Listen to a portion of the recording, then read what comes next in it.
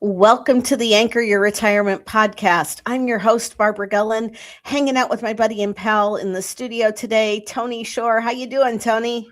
Barb, I am fantastic. I'm excited and I'm doing great because I love doing the show with you each week. And you know this.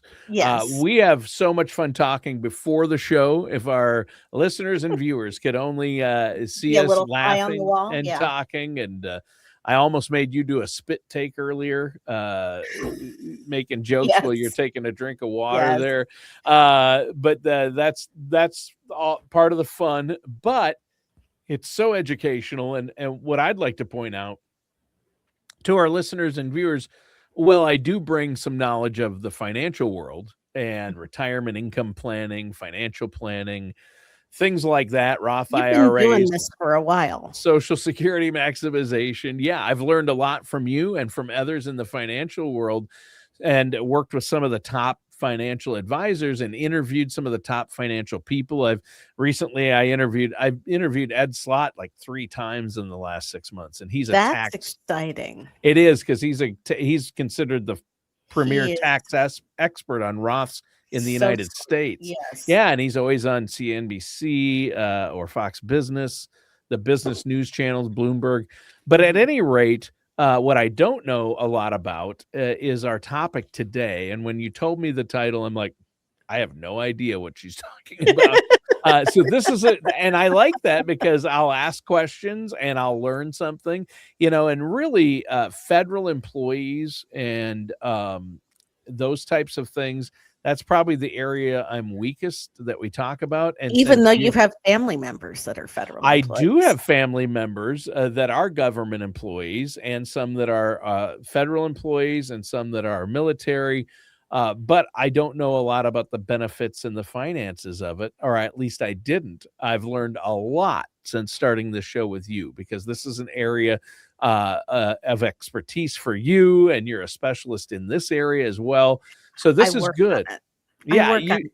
And you and do. we're talking about an interesting segment of military employees today. Okay. I've done shows in the past where we've talked about buying back your active duty military time. When you serve in the military, active duty, if you don't stay in for 20 years, you don't get any credit for that time for a pension. You cannot draw a pension from the military unless you have 20 years of active duty service. Okay. So if you have less than that and then go to a civilian service job, you can buy back that military time and have that time credited toward your civil service pension. That's good. That's a good thing, right? It is. It is. Military people who are serving in the reserves have a slightly different option available to them. Okay. Yeah, my dad was in the Army Reserve. And as a reservist, you're entitled to a pension if you meet the qualifying criteria in the reserves to be eligible for a pension. But what a lot of reservists may not know is that their active duty time in the reserves, not your regular drill weekends, not that inactive duty training, but the times that you're deployed and the time that you actually serve is considered time that you can buy back and have credited toward your civilian pension.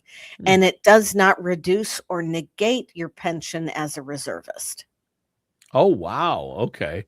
Okay. That would be a good thing to know, and probably something a lot of folks, even in the reserve, are not aware of. There are so many different caveats There to are. military benefits, and I'm There glad you're are. talking about, and specific to reservists, apparently. And this can be a little bit tedious and cumbersome. I am not going to I'm not going to sit here and tell you that it's easy. Sometimes the hardest thing is finding the right person to talk to actually get the paperwork filed. Yeah. Well, it's the government. So Right.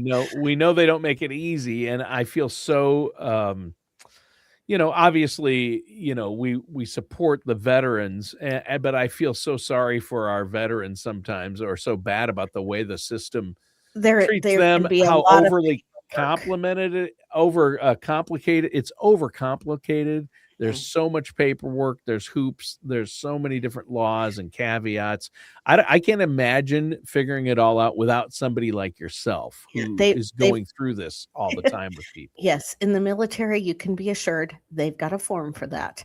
Um, Yes, they have a form for everything. they And if you do. don't, oh, you missed this one little, you didn't put a date on this one form next to your signature, So you have to buried in 8 pages. yeah, So we rejected it. right. And we told you about it weeks after you submitted it.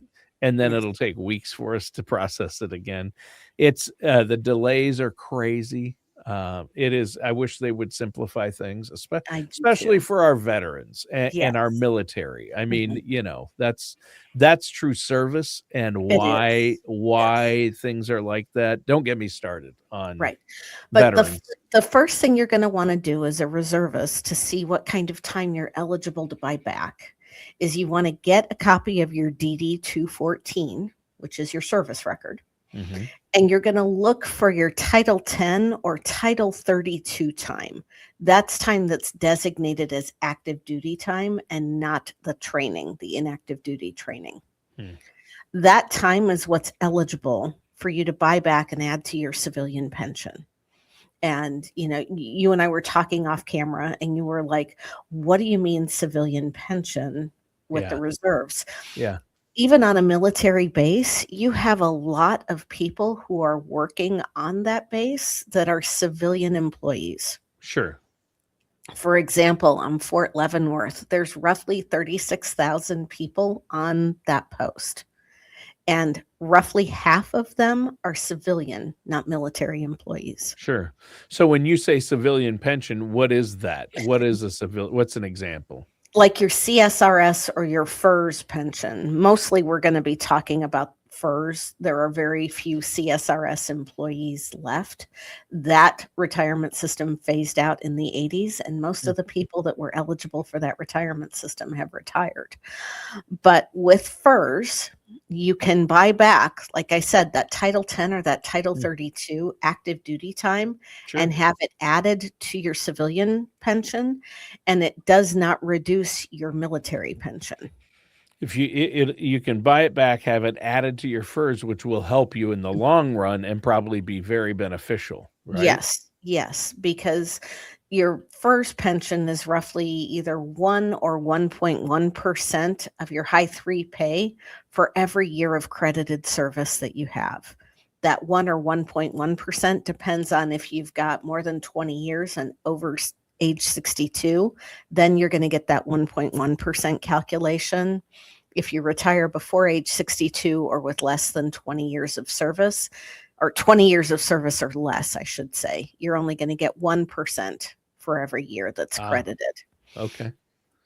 But, So the more years you have credited, the the higher better. your pension is. The better, yeah. Yeah.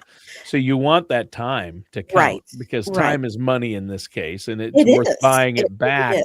If you're in the military reserve, it's worth Mhm. buying back your actual duty time, and for your civilian pension or your FERS then. And if you're buying it back within 3 years of that active duty time, you're not paying any interest on it. If Interesting. if your active duty time is more than 3 years old, there is going to be interest applied to it. Hmm. So, but it's a small amount of interest, and quite honestly, I have never run a pension calculation, even when somebody had to pay interest, that it didn't benefit them greatly to buy back that time and pay that interest and have it added to their credited service time. Interesting. Yeah. So it pays for itself and it's worth it. And if I, this is, I wish it wasn't so complicated, like we said before.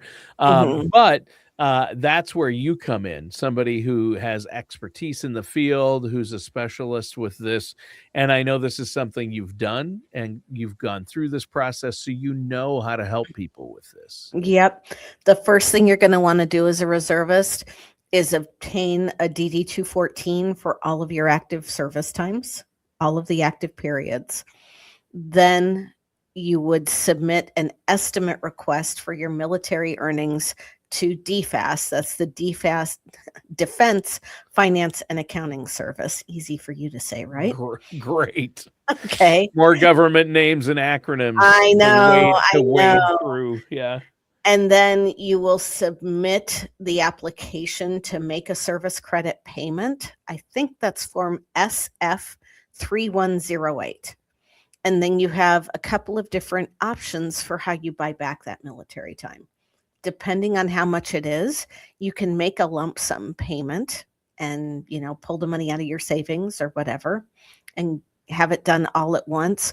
Or you can set it up for payroll deduction and have them take $50 or so out of every paycheck until it's paid back. The thing to remember, though, is that you do have to have that buyback completed before you retire from civilian service for that time to count. Interesting. So it is important to know these things, and you can kind of get deep in the weeds on this, can't you? Really quickly. Really, really quickly. So, and this is something that you have people that are in this situation. So you're helping them with the forms and things like that, I assume. Yep. I have one client who was a lieutenant colonel when she retired in the reserves. And we had to do a little digging because she was concerned that since she had bought back that reserve time, that she was not going to be eligible for a reserve pension. And that was not the case. She got her reserve pension and her civilian pension, and any disability that was also due to her also continued to be paid.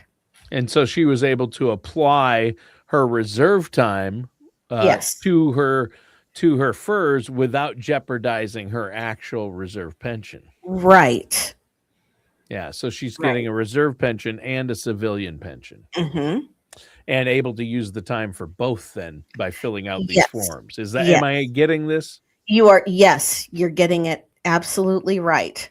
It's reservist service time is credited differently than if you had like 5 years of active duty military time. You're not eligible for a military pension, but you can buy those years back and have it added to your civilian pension. Ah, I get it. Okay. Now, it's also important to know that this bought back time can't be used to reach a retirement milestone. Okay. On the civilian side, you retire with an unreduced pension at minimum retirement age with a minimum of 30 years of credited service. Age 60 with 20 years of service, or age 62 with 5 years of service. You actually have to put in those 30, 20, or 5 years on the civilian side. This bought back time will just increase your pension, but you can't use it to reach that milestone. Ah, okay. Important caveat and distinction there. Yeah. Yes. It'll increase the amount, but you still have to qualify within the Still have to civilian qualify pension with of working the time. Yes. You still have to work the time. Yeah. Got it. Got it. That makes sense. And that's not clear as mud. No, it actually makes sense, which is saying something because it's hard. Right? It's a lot of work. It is a lot of work. Yeah. And, I have invested close to 15 years, maybe even a little bit more than 15 years at this point, working with federal employees and working with retirees and helping people make the most of their civilian pension. It's important to me because most military and most civilian personnel in civilian service are making significantly less than they would make in the private sector. Oh, for and sure. That pension makes a huge difference to them in retirement. Yeah, and you've got a real passion to help federal employees and work with federal benefits because it's just become an area where you've had a lot of opportunity to help people. And a lot of it is your passion to help these people. It's not like it's not necessarily the most lucrative aspect of your business by any means. No, but as I tell my clients when they're surprised that we don't charge a fee for financial planning services, I'm like, this is how we have run our company from day one. And the Sure. good Lord has seen fit to keep the pantry full, and everybody's got plenty of socks and underwear in the drawer. So I'm really not in a hurry to change that part of our business model right now. Yeah, I I think think that that's great. everybody's entitled to knowledge, and because when you have the knowledge, then you're equipped Mhm. to create a better destiny for yourself. Yeah. Yeah, and I think that's fantastic. I mean, that's what it's all about. And I know you have you're transparent about any fees that are Mhm. involved Yes. if people want to work with you on a regular basis and have you help them manage their money and Mhm. all of these things. But the knowledge and coming up with a plan, helping them understand what to do, you offer a no charge, no obligation consultation, We which is do. huge. We do. And so if we have federal employees, military reserve, especially in this case Mhm. about what we Yes. talked about today, and if they have questions, you love hearing from them, don't you? I do. I do. In fact, we had somebody call yesterday from an Air Force base that's about an hour away from our offices in Kansas City Sure. and say, "Do you help people with?" And I'm like, "Yes, yes, we do." Yeah. Yeah, that's great. Well, how can our listeners get a hold of you if they do have questions? The easiest way to do it is to go to our website, which is bgwealthmanagement.com.